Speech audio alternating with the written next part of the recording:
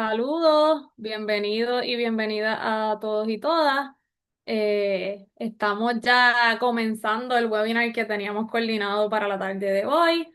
Le damos la más cordial bienvenida. Sabemos que hay algunas personas que han participado anteriormente de estos esfuerzos, otras personas recién se integran, así que nos entusiasma mucho eso. Este webinar es coordinado por el Instituto de Salud Pública, anteriormente conocido como el Fideicomiso de Salud Pública de Puerto Rico. Ya saben, pues estamos transicionando en términos de ese nombre, pero somos el mismo equipo de trabajo.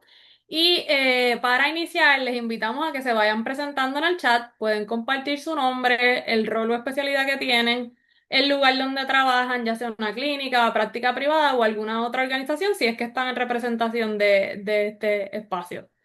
Así que vayan haciendo eso a través del chat. Vamos a darle un breve momento para que lo hagan. Importante también que se van a estar otorgando certificados de participación, por lo cual, por favor, asegúrense de que si ustedes están entrando a través de un enlace que le compartió algún colega o no hicieron el registro a través de la plataforma de Zoom, que pongan su nombre completo según quisieran que apareciera en el recuadro para que entonces eso pueda aparecer correctamente una vez se emitan los certificados. Hoy vamos a estar hablando de la prevención de la hipertensión, en particular el rol clave que tiene el médico generalista en un tema, ¿verdad?, que es tan importante en nuestro archipiélago, ya que esto afecta a muchas personas. Así que tenemos para eso al doctor Cruz Rodríguez y yo les voy a permitir el espacio para que les comente sobre este tema relevante. Sin embargo, antes de esto, quiero discutir algunos elementos importantes para este espacio virtual que vamos a compartir. Vamos a comenzar con las guías generales. La invitación es a que enciendan la cámara si les es posible para tener mayor cercanía y sobre todo que tengan una participación activa. Pueden utilizar o escribir a través del chat en cualquier momento durante la presentación sus comentarios, dudas o preguntas. No necesariamente se van a responder al momento, pero al cierre vamos a tener un espacio para ver y revisitar esas reacciones. Así que siéntanse en la libertad de hacer eso. Recuerden también que este webinar se está grabando para propósitos de hacer referencia y con fines educativos, así que ténganlo en cuenta que está la grabación en curso. Además, tenemos para repasar que el webinar forma parte del Technology Enabled Learning Collaborative Program, que es una iniciativa que se otorga al Fideicomiso para la Ciencia, Tecnología e Investigación de Puerto Rico. Yo les voy a hablar un poquito más de lo que es el Fideicomiso para la Ciencia, Tecnología e Investigación, pero ¿verdad?, les puedo adelantar que el Instituto de Salud Pública de Puerto Rico pues pertenece a este fideicomiso y con el respaldo y financiamiento del Health Resources and Services Administration, o HRSA por sus siglas en inglés, pues es el que apoya este esfuerzo y esto pertenece también al Departamento de Salud y Servicios Humanos de los Estados Unidos. Además de esto, quería comentarles quiénes somos en el Instituto de Salud Pública. Pero para hablarle de quiénes somos en el Instituto de Salud Pública, tengo que comentarles un poquito de quiénes somos en el Fideicomiso para la Ciencia, Tecnología e Investigación. Tenemos en esta organización la misión de invertir, facilitar y desarrollar capacidades para avanzar continuamente la economía y el bienestar de los ciudadanos y ciudadanas de Puerto Rico. Estas iniciativas que ven aquí reflejadas, que son distintos programas que pertenecen al fideicomiso, se dividen en cuatro pilares, que los pueden ver ahí reflejados, y no me voy a detener a hablar de todos esos esfuerzos porque son muchísimos. Sin embargo, voy a resaltar que el Instituto de Salud Pública pues se encuentra debajo del pilar de salud pública. Y dentro de ese pilar de salud pública tenemos a la división de enlace comunitario, la división de epidemiología social y evaluación, pero más importante aún, tenemos la división de tecnología y preparación ante emergencias, y esta división promueve la telesalud. También promueve lo que es las comunidades de aprendizaje como el ECO y esta de la que estamos formando parte, y la investigación en preparación y respuesta ante emergencias. Así que esa es nuestra división, la que estamos representando hoy. Finalmente, esta división tiene la visión de abordar las necesidades de salud en la comunidad mediante la retención de profesionales de la salud y el acceso a servicios de calidad en áreas médicamente desatendidas en Puerto Rico. Así que eso es un poco el contexto de este webinar y cómo es posible que el doctor Migdoel Cruz Rodríguez, este médico y cardiólogo, pueda compartir sus conocimientos en el día de hoy. Así que sin más preámbulos, le damos el espacio para que comience su intervención.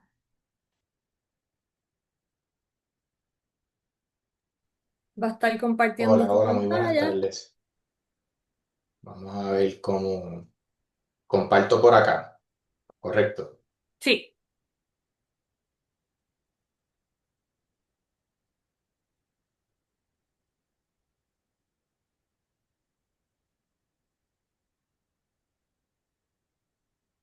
Ok, ya nosotros y nosotras ensayamos esto, así que no se preocupen, muy estamos bien. ahí en proceso de transición. Perfecto. Entonces me escuchan, ¿verdad? Sí, le Estamos ahí. escuchamos bien. Perfecto. Pues el título, como bien mencionaste, hablar un poquito sobre la prevención de la hipertensión, específicamente el rol clave del médico generalista y de otros médicos, ¿verdad? En este aspecto. Doctor, disculpe, me parece que no está presentando, proyectando todavía. Ok, ok. Me avisa. Sí, Sí, todavía. Todavía no lo veo. déjame ver. Por lo menos acá me sale, déjame ver, dame un segundito. Ahora sí, justo acaba de comenzar a proyectar. Ok, Genial, ahora sí estamos listas. ahora sí. Pues como les decía, hablar un poco de la hipertensión, específicamente tratar cosas de la prevención, el rol del médico generalista, otros médicos, bien, más bien la importancia que tiene y las estrategias que podemos utilizar o que tenemos hoy en día para el control y prevención de la hipertensión. Comenzamos con una definición y clasificación de la hipertensión basado más bien en las guías más recientes que son bien recientes. Este mismo año hubo un update de las guías del 2017 del ACC y del American Heart. También ver un poquito de la prevención primaria y secundaria de la hipertensión, de las complicaciones que esta lleva cuando no se controla bien, el tratamiento farmacológico y no farmacológico y cuál es el rol de nosotros como médicos en ayudar a estos pacientes a que esa hipertensión pues se controle a través de la vida y no llegue a tener ¿verdad? Complicaciones que puede tener a largo plazo.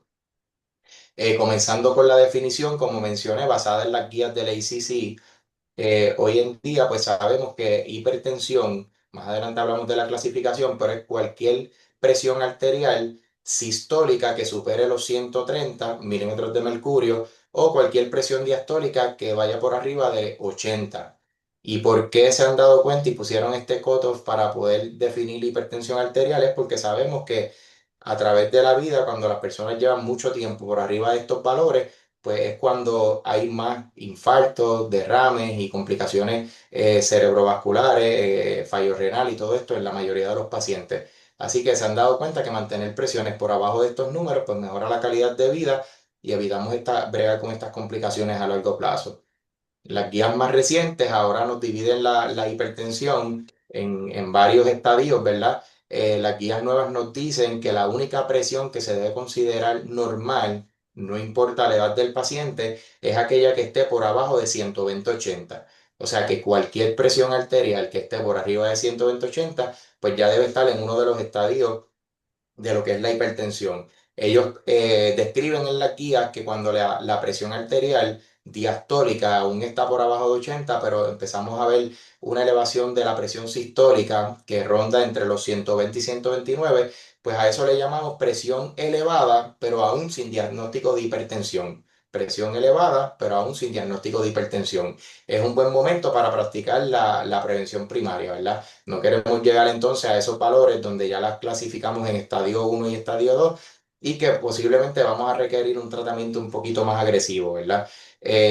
Fuera de eso, pues ya hipertensión estadio 1 va a ser aquella hipertensión donde se caracteriza por una presión sistólica que va entre 130 y 139 y una presión diastólica que está en los parámetros de 80 y 90. Hipertensión estadio 2 ya va a ser aquella presión que va por arriba o igual a 140 la sistólica o igual o mayor a 90 la diastólica. Es importante reconocer en qué estadio están nuestros pacientes porque basado en el estadio de la presión arterial va a ser el tratamiento y van a ser las medidas que vamos a estar tomando. ¿Está bien?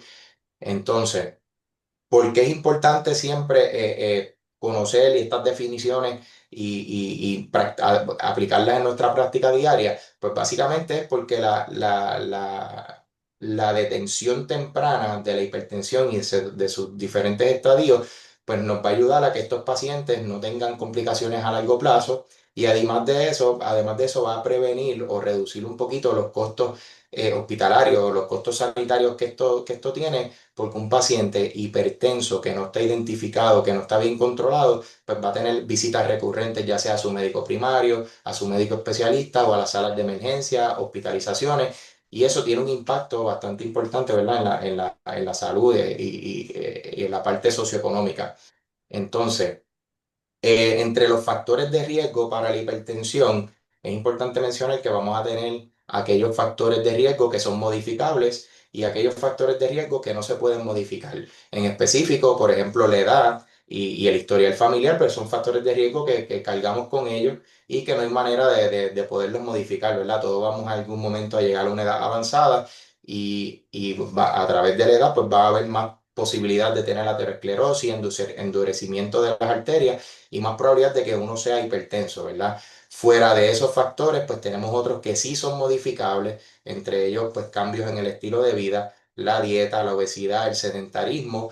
Y clave en esto, en la conversación que vamos a tener hoy, pues es la dieta bajita en sodio, ¿verdad? Entre otras cosas, pues también pues, se expone mucho en las guías, se habla del tabaco, del estrés y del alcohol. En ese sentido, las guías han sido cada año un poco más estrictas porque vamos a ver más adelante que si comparamos guías de 2015, 2017 y con las guías ahora del 2025, cada vez le quitan más flexibilidad a la parte del alcohol, de lo que es el cigarrillo y le dan mucho énfasis al estrés, que quizás no se tocaba mucho antes. Y adicional a esto, enfermedades comórbidas, ¿verdad? Que también son factores que son modificables, tratar las otras condiciones, diabetes, entre otras cosas. Entonces, entre la prevención, pues como vamos a ver durante toda la presentación, es importante mencionar que dentro de las medidas de prevención primaria, pues estos son aquellos pacientes que aún no han sido identificados con hipertensión, pero que quizás tienen edad avanzada o tienen un historial familiar de hipertensión y uno quiere buscar medidas para evitar en un futuro tener que bregar con la hipertensión. También aquí todavía caería aquellos pacientes que rondan en los 120, 129, que no estamos claros si le podemos llamar hipertensos todavía. Y lo que se promueve pues son cambios en el estilo de vida. Una dieta que sea baja en sales, ellos promueven mucho la dieta DASH, que va a promover el consumo de frutas, verduras, bajito en sodio, y eso está probado que va a disminuir ¿verdad? La probabilidad de desarrollar en el futuro hipertensión, el ejercicio. Muchas veces nos habíamos enfocado en el ejercicio aeróbico, pero ahora se sabe que cualquier tipo de ejercicio, incluyendo de resistencia, el de intervalos, también ayuda. El control de peso en la sociedad, pues esto es un problema, diría yo, una pandemia, por decirlo así, donde el control de peso, pues cada vez se nos hace un poquito más cuesta arriba porque tenemos mucha más, diría yo, población, ¿verdad? Con sobrepeso. Y entre otras cosas, el manejo y control del estrés en aquellos pacientes que tienen ansiedad, referirlo a las personas que bregan con esto. Enfermedades como diabetes, apnea del sueño y otras enfermedades comórbidas que tengan los pacientes antes de que nos desarrollen la hipertensión. Y como mencionaba, ¿verdad? El alcohol y el tabaco. Esto es justamente antes. Ya una vez el paciente es diagnosticado con hipertensión, dependiendo del estadio en que nos encontremos, pues va a ser la intensidad del cuidado. Es importante, la meta del cuidado en la mayoría de nuestros pacientes con hipertensión es el 130/80, ¿verdad? Mantener ese número en la mente a la hora de tratar los pacientes con hipertensión, querer siempre llevarlos a eso. Se recomienda en las guías nuevas siempre tratar de usar una terapia farmacológica combinada, incluso aquellos medicamentos que se puedan combinar en una sola pastilla. Y obviamente evaluar en estos pacientes el riesgo cardiovascular, porque si tenemos una presión que le podemos llamar casi normal y el riesgo cardiovascular de este paciente es bajito, pues uno lo coge con calma, pero cuando la presión está borderline o cercano a lo que es normal, pero el paciente tiene un riesgo cardiovascular alto, pues debemos ser más agresivos con ellos. Modificación intensiva en la dieta, el monitoreo del paciente en el hogar. Siempre es importante uno decirle a los pacientes que para su visita pues nos traigan una tablita que ellos mismos puedan preparar en la casa. Con algunas lecturas de la presión, pues eso nos ayuda a guiar un poquito el tratamiento de las enfermedades adicionales que el paciente tenga, la tiroides, la diabetes y todas estas otras condiciones, y en específico la apnea del sueño, que sabemos que tiene un impacto bien importante en el control de la presión arterial. Y siempre educar al paciente para que mantenga sus visitas al día, le dé seguimiento y tratar de involucrarlo más en lo que es el diagnóstico, control y prevención de todo esto. Entonces, en la parte más de cuando un paciente no fue al hospital, no fue a su médico, el médico no le dio el seguimiento, no pudo detectar a tiempo la hipertensión, pues podemos ver complicaciones.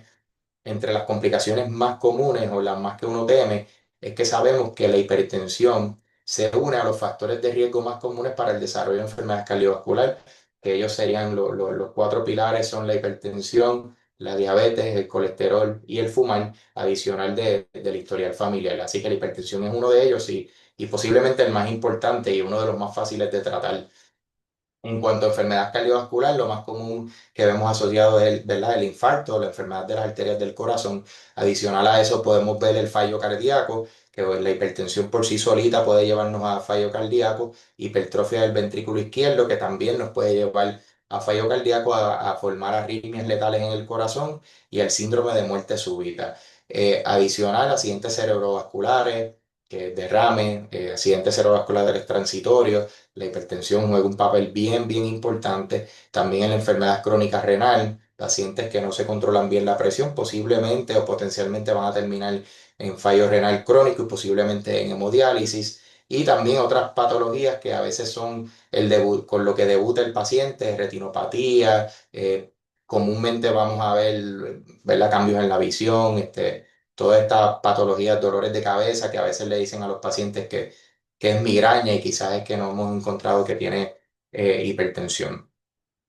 Adicional a esto, pacientes que no han sido bien controlados o detectados a tiempo, pues esto va a tener un impacto importante en la calidad de vida del paciente. Vamos a tener un deterioro en la capacidad funcional, en las patologías que posiblemente van a ir desarrollando a través del tiempo. Y la mayoría de los pacientes que han tenido hipertensión desde joven, que nunca se controlaron, no visitaron su médico, pues van a tener una mortalidad mayor, ¿verdad? Van a tener muerte prematura, quizás infartos al miocardio, desarrollando eventualmente fallo cardíaco y entre otras cosas similares. Adicional, van a tener un costo aumentado, un aumento en el costo de vida, como bien dice ahí, porque este es un paciente que no se controló desde el principio, va a estar visitando recurrentemente a su médico primario, va a estar visitando su especialista, las visitas a la sala de emergencia y también a las hospitalizaciones recurrentes, pues esto va a crear un impacto importante en los gastos de ese paciente y quizás no tan solo para el paciente, pero también para la familia, pues el costo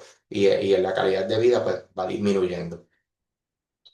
Entonces tenemos por acá, hablando un poquito más del tratamiento, el tratamiento siempre va a ser basado en cada individuo particular, aunque hay unas guías de tratamiento, ¿verdad? Según el ACC, que nos va a decir cuáles son los de primera línea y cuáles son los de segunda línea, es bien importante que cada paciente que nosotros tratemos, lo tratemos como un individuo aparte. A veces nos gusta quizás enfocarnos en un medicamento porque nos gusta, porque es accesible, porque es barato, pero quizás ese no es el medicamento adecuado para el paciente que tengo de frente. Así que es importante, entre lo más común, siempre tomar en cuenta con quién estamos bregando. En la guía ponen clase uno, ¿verdad? Medicamentos como los diuréticos, como los antihipertensivos, los ACE inhibitors y los ARBs como la primera línea de tratamiento o la primera línea de defensa. Ahí también incluyen los bloqueadores de los canales de calcio, específicamente los dihydropyridine, aquellos que actúan en la vasculatura periférica, como la amlodipina, la nifedipina. Y en casos particulares, pues también ya de segunda línea vamos añadiendo lo que son los beta bloqueadores. Vamos a hablar un poquito más en específico en quiénes queremos usar eso. Los antagonistas de aldosterona, específicamente en aquellos pacientes con hipertensión resistente, que la hipertensión resistente va a ser aquella difícil de tratar y que para poderla controlar usamos más de dos medicamentos, incluyendo diuréticos, los vasodilatadores, que también lo usamos en ocasiones bien específicas, y entre otras cosas, basados en las comorbilidades del paciente, podemos usar bloqueadores alfa, que también son muy buenos.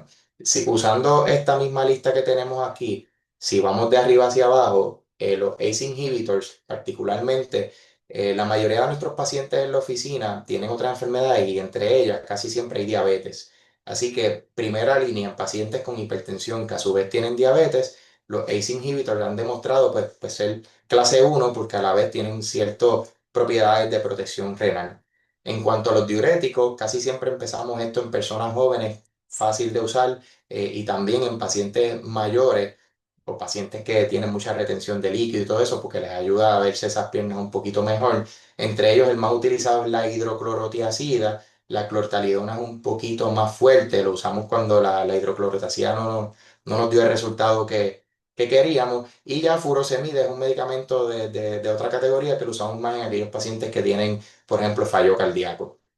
Los bloqueadores de canales de calcio nos gustan mucho, pero nos gustan combinarlos con antihipertensivos. Por ejemplo, si usamos un lisinopril o un losartán con un diurético y aún nuestro paciente no llega al 130/80, pues añadimos un, un bloqueador de los canales de calcio.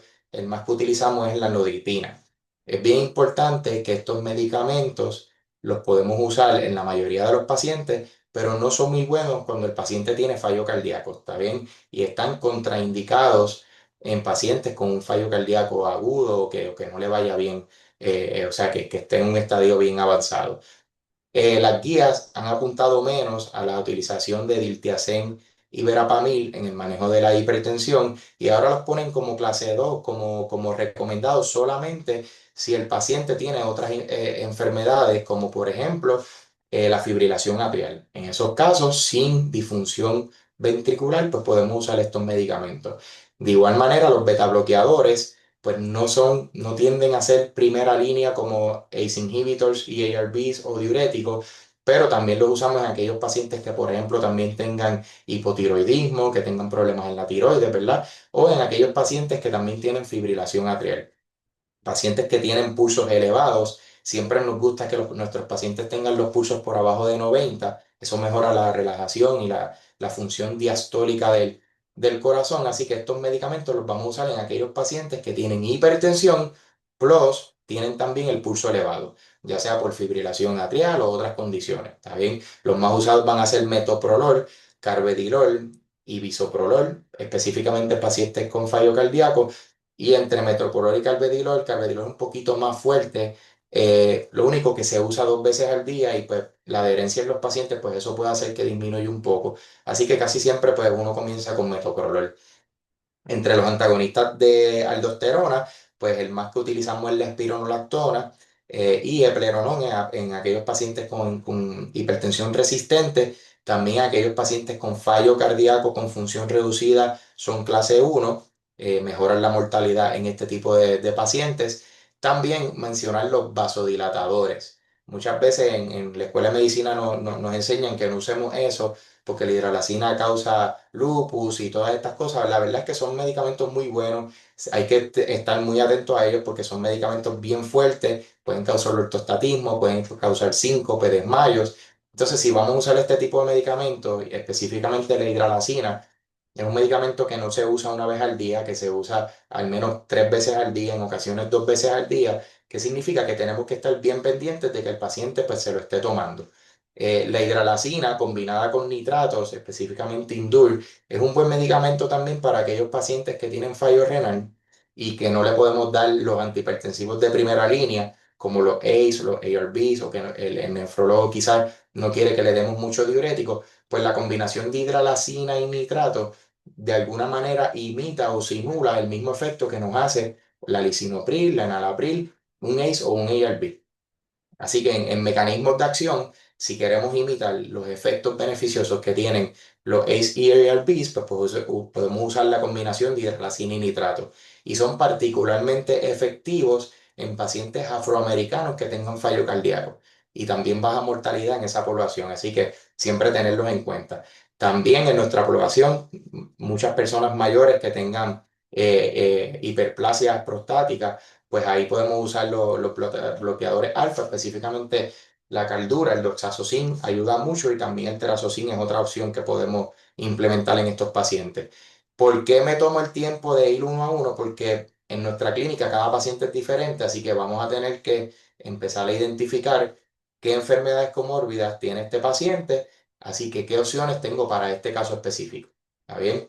Entre otras cosas, una vez ya elegimos nuestros medicamentos, las guías son bien enfáticas en el tratamiento no farmacológico, como mencionamos ahorita, cambios en el estilo de vida, pero ahora son bien específicos. Antes sabíamos todo que era bajar de peso, hacer ejercicio y comer bajito en sal, pero mira todos los que incluyen ahora.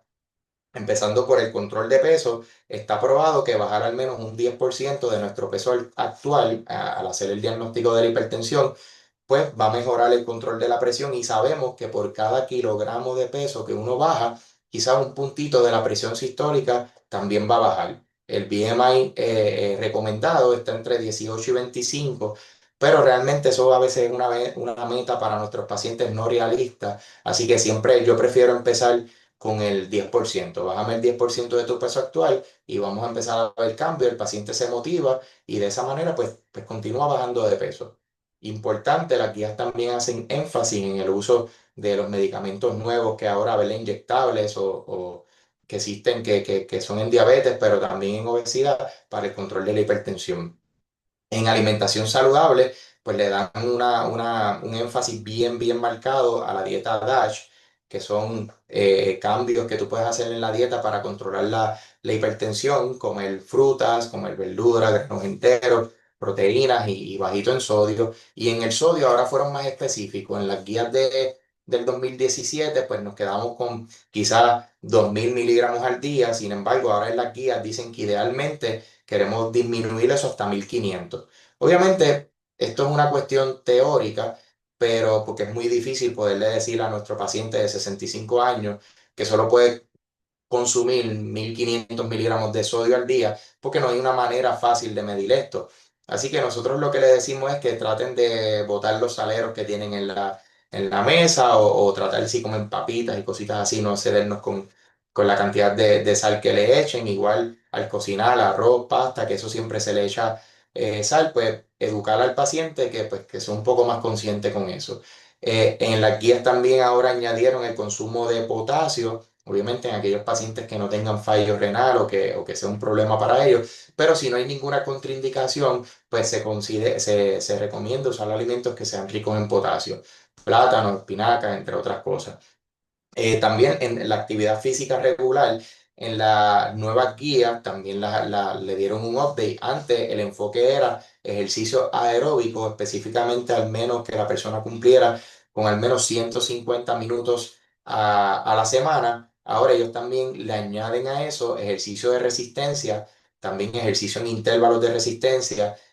Ponen entre paréntesis ahí, le ponen pesa al menos 2 o 3 veces a la semana. En otras palabras, combinar el ejercicio aeróbico con ejercicio de resistencia, pues parece ser que pues, tiene un mejor beneficio a largo plazo. También reducción del alcohol.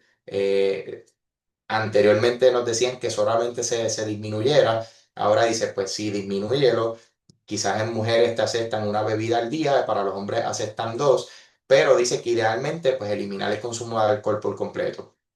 Y higiene del sueño, también antes no se le daba tanto énfasis, ahora también se pone mucho paciente con apnea del sueño que no está diagnosticado, así que siempre hacerle el acercamiento al paciente y preguntarle si ronca, si su pareja que duerme con la persona le molesta, hacerle el acercamiento a la esposa, como sea, a ver si este paciente tiene apnea del sueño. Ellos recomiendan que la buena higiene del sueño debe incluir al menos 7 a 9 horas de descanso por noche. Adicional, en la reducción del estrés y la ansiedad, ellos promueven el uso de meditación, respiración profunda, yoga o cualquier otra actividad que quizás nos pueda ayudar a disminuir el estrés y la ansiedad, ya que esto tiene un impacto severo en el control de la hipertensión y del pulso en los pacientes. Y solito ahí pongo no fumar, ¿verdad? Sabemos que fumar acelera la aterosclerosis, acelera el endurecimiento de las arterias en el cuerpo y eso en consecuencia pues me va a aumentar el riesgo de hipertensión, entre otras cosas. Eh, es importante que los pacientes le demos un monitoreo periódico, entiéndase, un paciente que tiene la presión descontrolada y que se nos ha hecho difícil llegar a las metas, no lo podemos ver anualmente en la oficina. No tiene que ser quizás con el especialista, pero es deber del médico primario. Este paciente, específicamente al principio, cuando le estamos ajustando medicamentos, al menos cada 4 o 6 semanas debemos seguir estos pacientes en oficina y estos pacientes, el monitoreo periódico no es solo en la oficina, debe estar en la casa también. Le dan sus tablitas, como mencionamos anteriormente. Es importante en cada una de esas visitas ir ajustando las dosis de los medicamentos y no debemos esperar a llegar a la dosis máxima de cada medicamento para considerar otro. Es importante cada vez, es preferible tener dos medicamentos en dosis moderadas que un solo medicamento en su dosis máxima. Pues como sabemos, la dosis máxima del medicamento es posible que me lleve a efectos secundarios más común que si uso una dosis moderada. Y como decíamos, educación al paciente es lo más importante, porque si el paciente en la casa no sabe tomarse la presión, pues entonces se nos va a hacer muy difícil poder conocer, ¿verdad?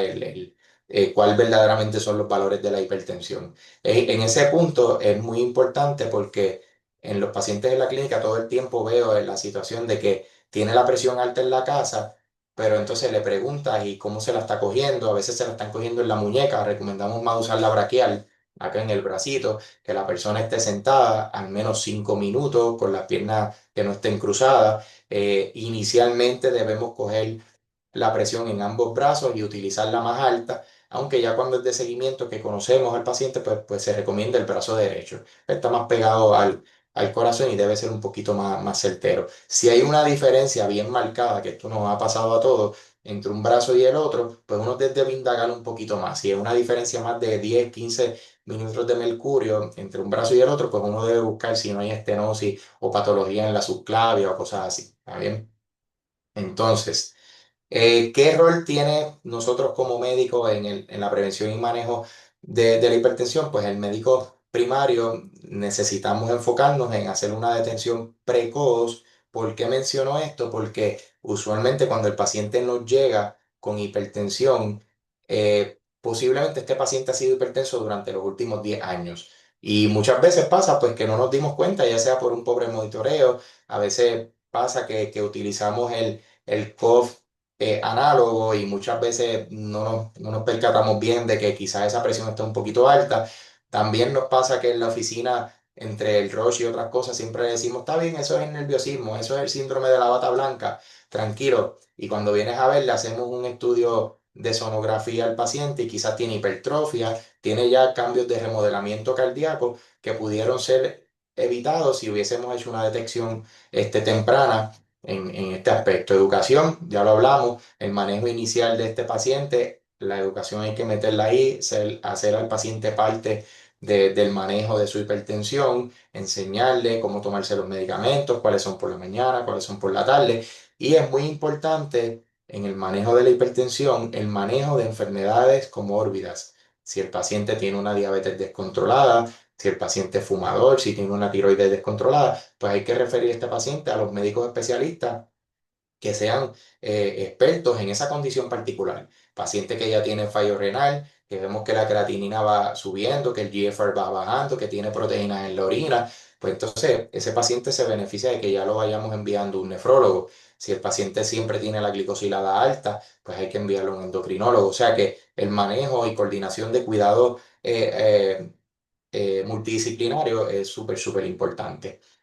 Entonces, esto es lo mismo que estábamos mencionando, ¿verdad? Saber como médico primario cuándo ya yo llegué a mi máximo conocimiento. A veces pasa que quizás el médico primario quiere empujar un poquito más allá, no, yo no lo voy a enviar para el especialista porque esto lo sé manejar yo me sé los medicamentos. La verdad es que parte de ser un buen médico es uno reconocer cuando uno ya debe buscar ayuda. Si ya vemos que nuestro paciente nunca tiene las presiones menor de 130/80, que se me está fatigando, que su función renal va en deterioro, pues tenemos que aprender a consultar y a referir a estos pacientes que son complejos y tener una comunicación que eso casi lamentablemente en nuestro sistema no pasa, una comunicación entre el team multidisciplinario, o sea, entre el médico primario y los diferentes subespecialistas, aquellos pacientes que genuinamente nos preocupan, pues debemos tener una comunicación adecuada con los especialistas. Mira, lo voy a ver esta semana, ¿qué opina? Vamos a hacerle esto.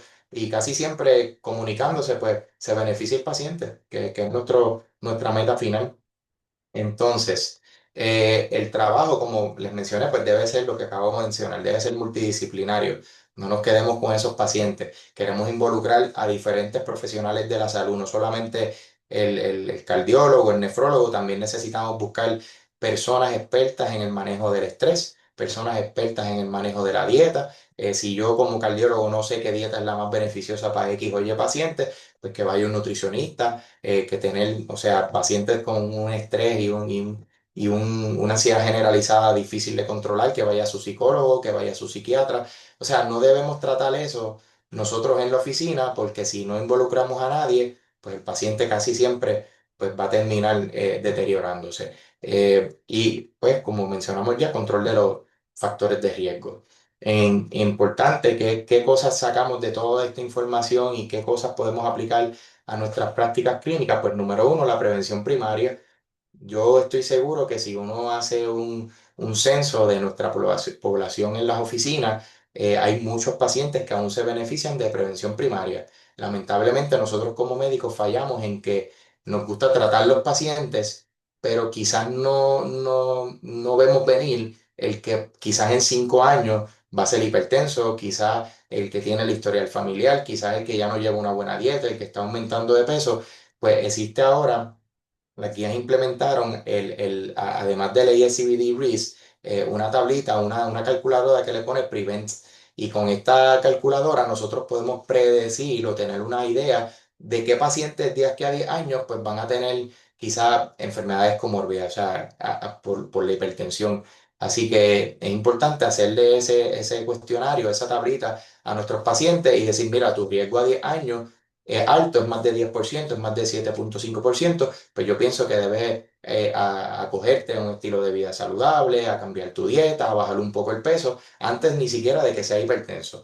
Obviamente ya cuando el paciente es hipertenso, pues es lo que hablamos, la prevención secundaria, prevenir las complicaciones, prevenir el fallo renal, el derrame cerebral, que ese es otro punto importante.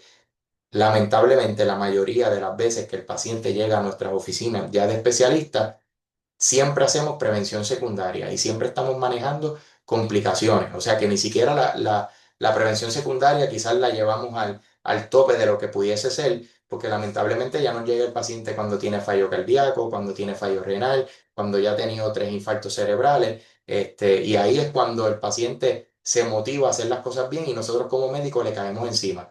Mientras que si cogemos esto 10 15 años antes, muchas de estas complicaciones las podemos prevenir, ¿verdad? La importancia del tratamiento, pues como ya dijimos, y seguimiento para la hipertensión, pues va a ser el punto más importante en esto.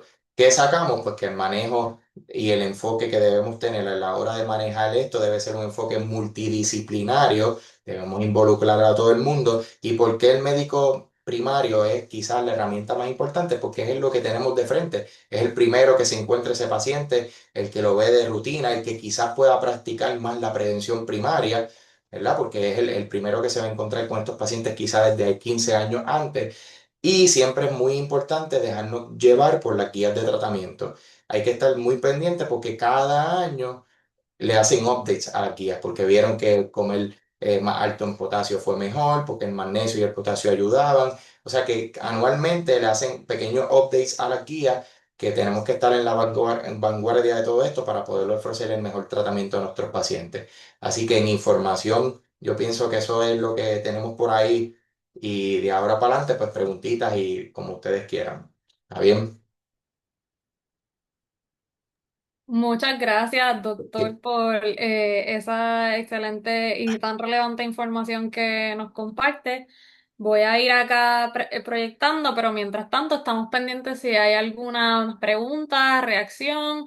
Yo puedo ir destacando que me llamó mucho la atención y particularmente desde mi perspectiva de salud pública, el enfoque en la prevención, ¿verdad? Ese también acercamiento multidisciplinario de integrar a diversidad de profesionales en atender estos casos de hipertensión, incluso antes de que se desarrolle y todas Ujú. esas alternativas en términos de cambios de estilo de vida que son tan relevantes.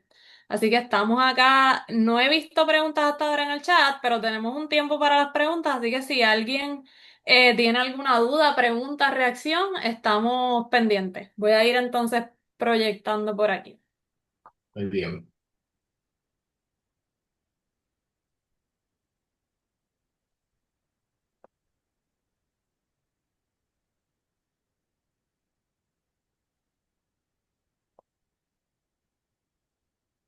Déjeme ver, aquí veo comentarios.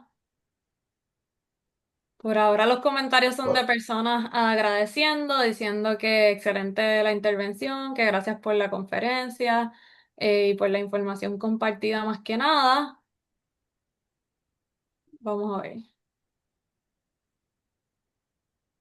Aquí alguien escribe de las experiencias que he tenido, veo que muchos pacientes pierden de perspectiva dos cositas.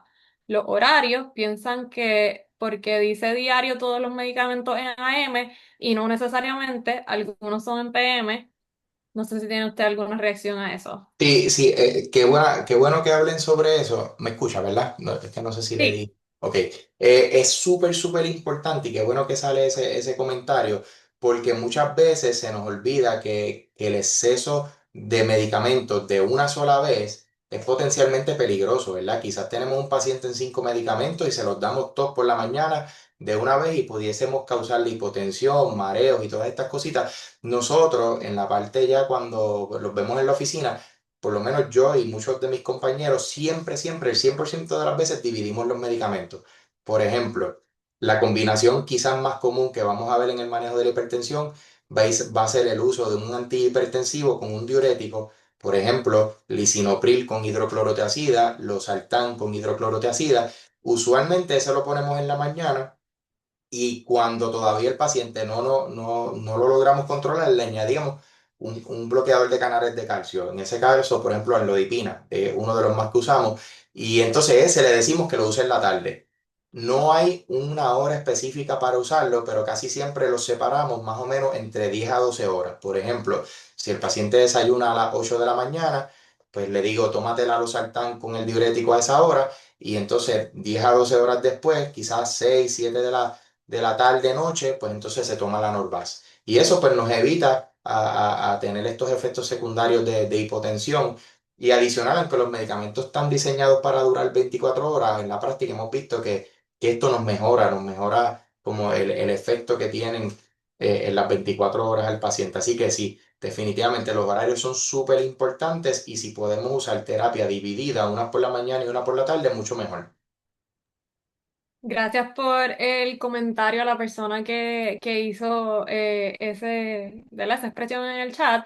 Tenemos acá también, y gracias doctor por la respuesta, ¿cómo podemos abordar pacientes que se resisten a tratamientos porque no quieren usar pastillas?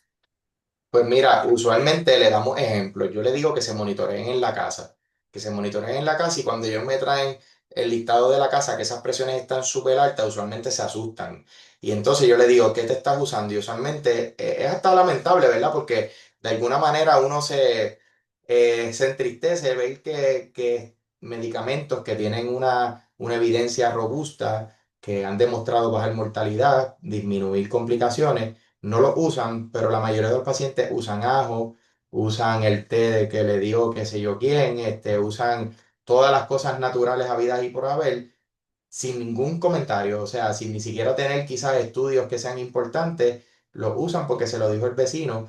Así que yo creo que el approach debe ser como que demostrándole, mira, lleva ya un tiempo, mira, precisamente por tomarle el ejemplo. Hoy en mi oficina yo tuve un paciente que en las 2 visitas anteriores había tenido la presión alta y yo le había ofrecido terapia médica, pero él me dijo que no, ¿verdad? Que no quería porque le tiene como 47 o 50 años. Eh, Así que yo le dije en esa última vez, mira, yo te voy a dar el medicamento, aunque tú no lo uses. Y si en algún momento en lo que yo te vuelvo a ver, tú te decides usarlo, pues lo comienzas. Casualmente hoy me llamó a la oficina y me notificó que cómo se tomaba el medicamento porque se lo quería empezar a tomar. O sea que quizás uno ponerse al lado de ellos y explicarles las razones de ser de esto, explicarles los factores de riesgo, las complicaciones que esto va a tener a largo plazo, quizás con ejemplos que sean de la vida real decirle, mira, si no te tomas estos medicamentos, está probado que entre más tiempo de la vida pasemos con la presión alta, pues la probabilidad de desarrollar un infarto cerebral, un infarto cardíaco, un fallo renal, pues es mucho mayor. Así que quizá hablarle sobre esas cosas y de los efectos que van a tener a largo plazo si no se la toman, eso quizás pudiese ayudar a que sean un poquito más conscientes. Gracias, doctor, por esa respuesta. ¿Verdad? Coincido en muchos de los puntos que comparte. También explorar de dónde vienen esos miedos del paciente Ujú. a esos medicamentos y un poco, como mencionaba el doctor, desmitificar lo que, ¿verdad? Dónde se sustentan para tener esa opinión. Y tenemos acá otros comentarios a través del chat. Personas que quieren conectar con usted, la directora de la American Heart Society, eso podemos gestionarlo con mucho gusto. Tenemos también aquí en el chat. Otra cosita es que subestiman el valor de las horas de sueño y descanso. Están irregularidad de presiones cuando vienen a ver son pacientes de insomnio. Hicieron ese comentario y una pregunta de una persona con una presión de 140/90 es hipertensión y cuál es la hora para tomar medicamentos. ¿Cómo fue? Una persona con una presión de 140 de hipertensión. ¿Y cuál es la hora? Pero, ok, una persona con 140/90 es hipertensión. Sí, es hipertensión. Es hipertensión y es hipertensión estadio 2. Es importante que una sola presión alta aislada no me hace el diagnóstico. El diagnóstico debemos tener al menos dos a tres presiones elevadas en ocasiones separadas por al menos 2 semanas entre ellas, que esto lo podemos hacer en la oficina médica. Por ejemplo, lo que está en nuestras manos y en las manos del médico primario es que si yo le vi el primer día la presión alta a la persona, pues yo lo debo citar quizás en 2 semanas o le decirle al paciente que se tome la presión en la casa, y una vez yo tenga al menos 2 veces la presión elevada, pues ahí yo puedo hacer el diagnóstico de hipertensión. Pero en esencia, 140/90 sería hipertensión estadio 2. Es importante eso porque hipertensión estadio 2 vamos de lleno a medicamentos. Cuando estamos en hipertensión estadio 1 tenemos quizás la brecha de decirle al paciente, come bajito en sal, haz ejercicio, baja de peso y te veo en 3 meses. Si aún los cambios en el estilo de vida no me le funcionaron, pues entonces debemos comenzar terapia médica siempre teniendo en cuenta el riesgo de ASCVD, ¿verdad? Si yo tengo un paciente con 130/80 pero su riesgo cardiovascular es alto, es posible que yo quiera comenzarle medicamentos. Pero si tengo 130/80 y el paciente tiene un riesgo cardiovascular bajito, es joven, pues quizás podamos hacer cambios en el estilo de vida. O sea, es individual. En cuanto a los horarios de tomarse los medicamentos, como mencionábamos ahorita, hay medicamentos que son 3 veces al día, como la hidralazina, por ejemplo. La mayoría de ellos es una vez al día. En ese caso, lo recomendamos en la mañana, a menos que lo comen. Y no es por una razón particular. La única razón que lo recomendamos en la mañana es para ayudar a la adherencia. Porque a veces le decimos al paciente, tómatelo en la tarde, pero en la tarde pasaron muchas cosas. Llegó del trabajo, se le olvidó, se fue a hacer algunas otras actividades. Siempre pensamos que una manera de aumentar la adherencia al medicamento es decirle, cuando te levantes y desayunes, ahí te tomas el medicamento. Y hemos visto que pues eso tiene su, ¿verdad? Nos ayuda a que el paciente lo haga más adecuadamente. Gracias, doctor. Tenemos por acá también alguien que pregunta que si puede explicar las guías y prevención en la niñez y cuál es la diferencia con las personas adultas. Bueno, voy a decirle eso por un momento, Ok. Pues, para no pues mira, abrumarlo. la hipertensión en la niñez serían una conferencia totalmente aparte.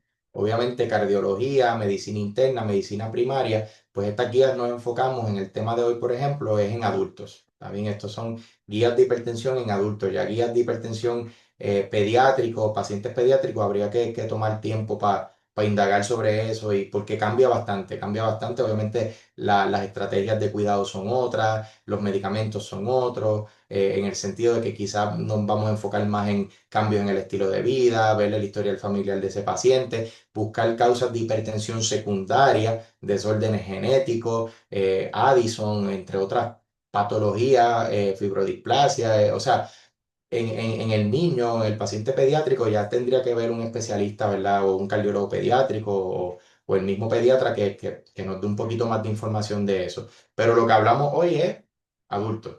En cardiología Gracias. es de adultos. ¿Está bien? Definitivo, gracias por hacer ese énfasis, ¿verdad? Que es en esta población específicamente en la adultez que nos estamos enfocando. Y nada, manténgase atento y atenta a las redes sociales del Instituto de Salud Pública, que a lo mejor eventualmente se puede coordinar algún esfuerzo ya directamente para atender ese tema de la niñez. correcto. Voy a hacer dos preguntitas. Hay varias preguntas, pero igual se las podemos facilitar al doctor por correo electrónico o nosotros tratar de responderle a usted directamente por correo electrónico a la persona que hizo el comentario. Voy a traer dos preguntas más y voy a proceder con las próximas asuntos que tenemos en agenda para respetar el tiempo de todos y todas. Tengo que si los sartán tiene efecto diurético, esa es una. Ujú. No, no Eh, tiene ten- efectos diuréticos. no. Losartán, la combinación que se llama HISAR, pues es una combinación de losartán con hidroclorotiazida. Y ese medicamento, aunque es una sola pastilla, pues tiene el componente de losartán, pero tiene incluida hidroclorotiazida, que es una de las combinaciones que las guías las ponen como clase uno. Y usualmente la dosis va a venir 50 con 12,5 o va a venir 100 12,5 o va a venir 100 con 25. Pero losartán en sí es un antihipertensivo. Su mecanismo de acción no incluye ser un diurético. Bien, y tengo, ¿qué énfasis se puede hacer al paciente para reforzar en las consecuencias de la HTN, ya que la mayoría lo desconoce? Ok, pues repíteme la pregunta. Voy por ahí. ¿Qué ¿Qué esfuerzo énfasis podemos hacer para prevenir las complicaciones? en las consecuencias, sí, ya que la mayoría lo desconoce? Pues mira, ¿qué esfuerzo? Educar al paciente. Educar al paciente, o sea, educar a nuestros pacientes de que ellos estén conscientes de que si no tratamos esta condición, que es relativamente fácil de tratar, pues las consecuencias a largo plazo van a ser derrame cerebral, causas más comunes de infarto, fallo cardíaco, fallo renal, su calidad de vida se va a deteriorar. O sea que el esfuerzo debe ser la educación. Yo pienso que si tenemos un paciente bien educado, que el paciente entienda las consecuencias de no llevar un tratamiento acorde con las recomendaciones de su médico, entonces no vamos a lograr los objetivos. Y ahora un bono, porque la otra fue breve la respuesta. ¿Qué relación tienen las comidas al momento de tomarse la presión? ¿Hace algún efecto? Y con eso ya cerramos la Pues sección de mira, es preguntas. interesante la pregunta porque aunque pudiésemos decir que no, realmente el proceso de digestión sí va a dirigir toda la sangre o va a tener un efecto que queremos tener todo ese volumen sanguíneo en el intestino. Y por ejemplo, pasa en la oficina, el paciente almorzó, se fue a church o se fue a los chinos antes de venir a su visita médica, así que comió hace una hora en esta comida con un volumen súper alto de sodio, así que me va a impactar directamente a lo que me salga la presión arterial. Así que sí, pudiese tener algún efecto en el sentido de que dependiendo de lo que comí, pues puede ser que me salga más alta. Lo recomendable es que cuando nos vayamos a tomar la presión, yo lo haría quizás en la mañana, estando relajado, sentado, más o menos los brazos a nivel más o menos del corazón. Y debemos esperar que esto yo estoy seguro que no pase en la mayoría de los lugares. Las guías dicen que el paciente debe estar al menos 5 minutos sentado.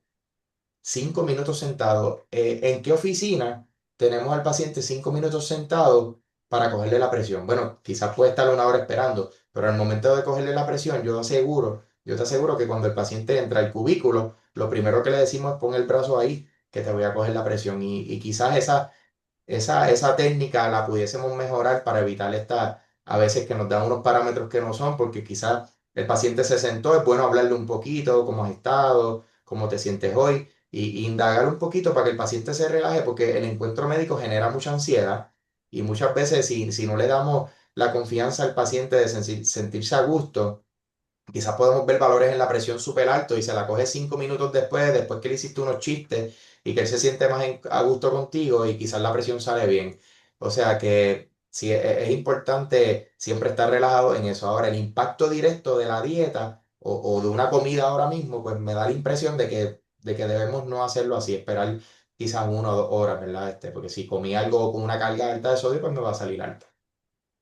Gracias, doctor, por este espacio que lo apreciamos mucho para responder todas estas preguntas. Las personas las veo bien involucradas con el tema, así que ahora pasamos a lo que es la encuesta de satisfacción, que tiene, ¿verdad?, mucha importancia para el equipo, porque de esta forma pues podemos ver qué estamos haciendo bien, qué áreas de oportunidad tenemos y un poco también para documentar nuestros esfuerzos a los financiadores y poder replicar esfuerzos similares. Así que ahora le pedimos, por favor, que contesten este cuestionario de satisfacción. Le debe haber aparecido en su pantalla. Si no, pueden accederlo a través del código QR que aparece en pantalla o del enlace que le están compartiendo las compañeras a través del chat.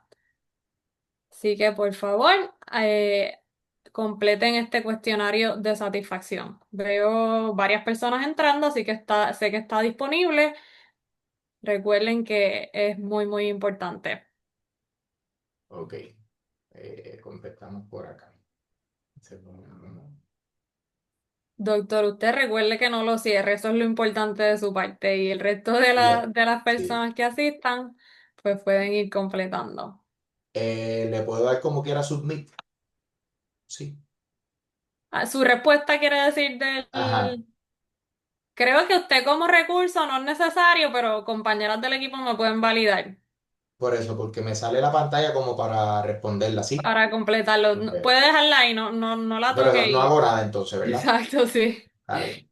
Muy bien. Como los 5 minutos de reposo antes de tomarse la presión. Ok, ok. Usted no hace nada, esperamos. Ya mismo vamos a presentar nuestra librería digital. Ok. Déjame ver. Tenemos varias respuestas, pero todavía nos faltan algunas personas, así que este es su momento de acceder a la encuesta de satisfacción, por favor, a través del enlace o el código QR o de la ventana que les apareció en su plataforma de Zoom.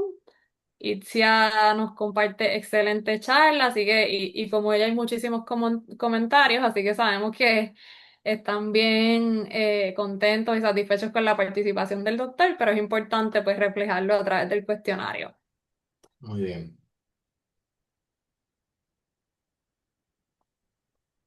Ya casi voy a moverme a la próxima diapositiva, así que quien no lo ha hecho, este es su momento de acceder al cuestionario de satisfacción a través del código QR, enlace o la ventana, que me voy a mover de diapositiva y entonces ahí ya no lo van a poder ver. Bien, pues ya casi para cerrar, les queríamos hablar un poco de la librería digital que tenemos disponible, que la pueden acceder a través de recursos.prpht.org. Tenemos más de 500 recursos disponibles en diversidad de formatos, con muchísimos temas, y particularmente hay algunos relacionados al tema del día de hoy, así que pueden acceder y las compañeras también comparten ese enlace a través del chat. Recuerden que tienen eso disponible.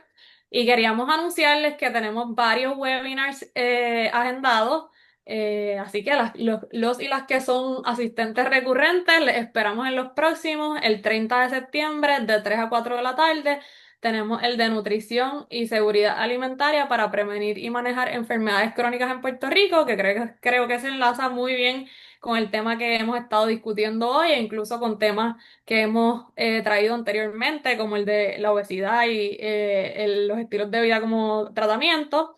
Y tenemos también uno que acaba de salir el anuncio, así que quizás no lo habían visto, pero aprovechen y accedan al código QR para registrarse, que es el de epilepsia, reconocer y manejar una crisis a cargo del doctor José Rivera. Así que regístrense si están interesados.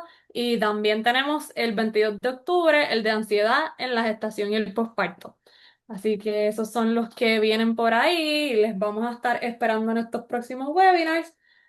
Sin más que añadir, agradecemos enormemente la participación del doctor médico y cardiólogo que nos ha estado orientando en la tarde de hoy y agradecemos enormemente a todas las personas que están aquí conectadas.